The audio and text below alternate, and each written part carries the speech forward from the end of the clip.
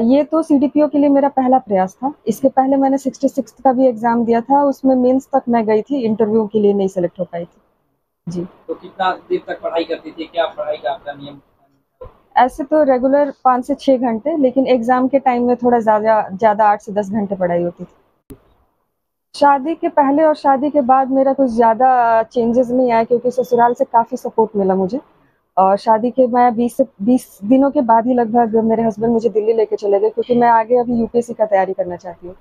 तो इन्होंने मुझे सपोर्ट किया काफ़ी। मेरा अभी मैं यूपीएससी के लिए क्लासेस भी ले रही हूँ। अभी 2 से 3 महीने ही हुए हैं उससे। तो मेरे लिए लग रहा है कि मुझे ज़्यादा चेंज फेस नहीं करना पड़ा शादी के बाद भी। सफलता का श्रेय किसे देना चाहेंगी? सफलता का श्रेय माता-पिता तो सबको सपोर्ट करते हैं। इसमें मेरी बहन का अहम रोल रहा है। मेरे घर में मेरे चाचा-चाची जो भी हैं, वो मेरी जॉइंट फैमिली है। तो चाची और चाचा सबका सपोर्ट रहा है। और ससुराल में आने के बाद मेरे सास-ससुर जो भी हैं, मेरे हस्बैंड, वो भी मुझे सपोर्ट करते हैं। कहा गया है कि यदि हौसला बुलंद हो तो कोई भी काम आसान हो जाता है। इसी को चरितार्थ किया है बक्सर जिले के डुमरांव प्रखंड के खिरौली की बहू प्रिया कुमारी ने, जो कि शादी के बाद भी अपनी मेहनत के बल पर, अपने परिश्रम के बल पर आज बिहार लोक सेवा आयोग के द्वारा जो परीक्षा लिया गया था बाल विकास परियोजना पद के लिए, उसमें सीडीपीओ के पद पर चयनित हुई हैं और पूरे जिले का नाम रोशन की हैं। इनके चयन के बाद पूरे परिवार में हर्ष का माहौल है। इनकी सफलता किस प्रकार से मिली है, कितना मेहनत करना पड़ा है, इन सभी सवालों का जवाब हम लोग इनसे बातचीत करके लेंगे। जी, बीपीएससी सीडीपीओ के लिए मेरा चयन हुआ। जी। कब एग्जाम दी थी इसका? एग्ज़ाम ये नोटिफ़िकेशन 2021 का था, और एग्ज़ाम इसका 2022 में पीटी हुआ है, और मेंस भी 2022 में हुआ है, और अभी जुलाई में इसका इंटरव्यू हुआ है। जुलाई में हुआ था। जी। तो रिजल्ट जिस दिन आया तो कैसा लगा, मतलब कौन बताया आपको? रिज़ल्ट तो मैंने खुद ही देखा था, क्योंकि पहले तो ये था कि 16 अगस्त को आने वाला था, लेकिन अचानक से 26 जुलाई को आ गया। तो मैंने खुद देखा, फिर मैंने आज जाके अपने हस्बैंड को बताया।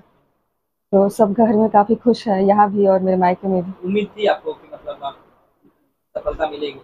उम्मीद तो थी, क्योंकि जैसा मैंने मेहनत भी किया था और सपोर्ट मिला, तो एक और मुझे उम्मीद थी कि होना चाहिए। कितने प्रयास में सफलता मिली आपको? ये तो सीडीपीओ के लिए मेरा पहला प्रयास था। इसके पहले मैंने 66th का भी एग्ज़ाम दिया था, उसमें मेंस तक मैं गई थी, इंटरव्यू के लिए नहीं सेलेक्ट हो पाई थी। जी। तो कितना देर तक पढ़ाई करती थी? क्या पढ़ाई का आपका नियम? ऐसे तो रेगुलर 5 से 6 घंटे, लेकिन एग्ज़ाम के टाइम में थोड़ा ज़्यादा 8 से 10 घंटे पढ़ाई होती थी। तो शादी के बाद कितना मतलब संघर्ष रहा आपका? कैसा संघर्ष रहा शादी के पहले, क्या स्थिति थी? शादी के पहले और शादी के बाद मेरा कुछ ज़्यादा चेंजेस नहीं आया, क्योंकि ससुराल से काफ़ी सपोर्ट मिला मुझे। और शादी के मैं 20 दिनों के बाद ही लगभग मेरे हस्बैंड मुझे दिल्ली लेके चले गए, क्योंकि मैं आगे अभी यूपीएससी का तैयारी करना चाहती हूँ। तो इन्होंने मुझे सपोर्ट किया काफ़ी। अभी मैं यूपीएससी के लिए क्लासेस भी ले रही हूँ।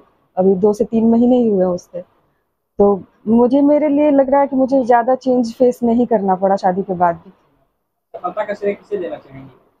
सफलता का श्रेय माता-पिता तो सबको सपोर्ट करते हैं। इसमें मेरी बहन का अहम रोल रहा है। मेरे घर में मेरे चाचा-चाची जो भी हैं, वो मेरी जॉइंट फैमिली है। तो चाची और चाचा सबका सपोर्ट रहा है। और ससुराल में आने के बाद मेरे सास-ससुर जो भी हैं, मेरे हस्बैंड, वो भी मुझे सपोर्ट करते हैं काफ़ी काफ़ी। सपोर्ट मिलता था। जी।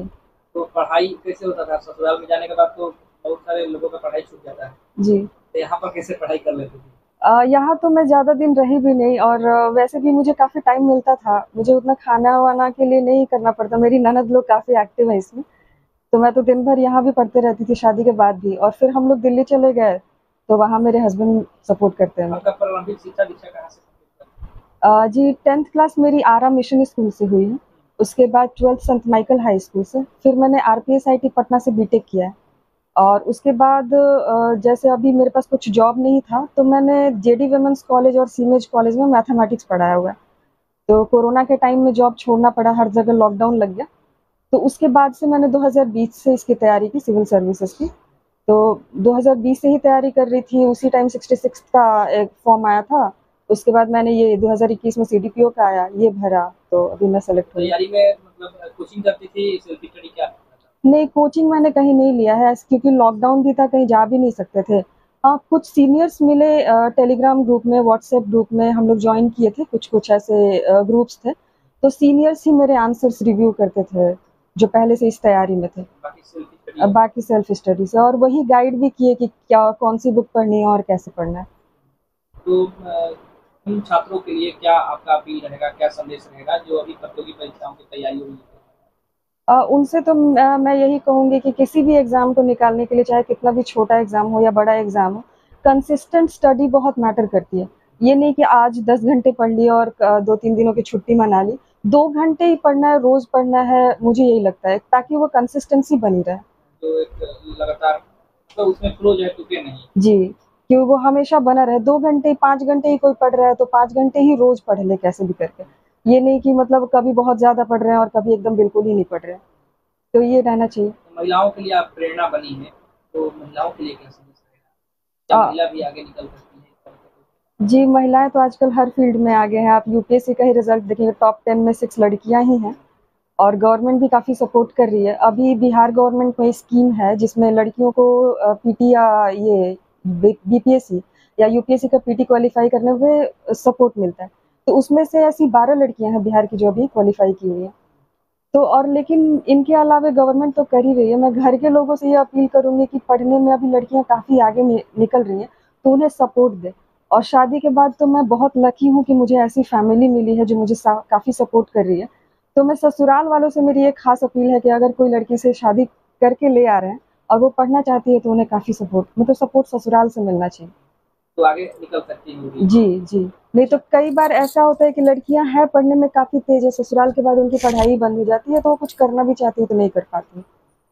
अभी आगे आप और कुछ करना चाहेंगे, मतलब क्या लक्ष्य है अभी? जी, मैं यूपीएससी का प्रिपरेशन कर रही हूँ, और मैं अभी चाहती हूँ कि मैं आईएएस तक पहुँचूँ।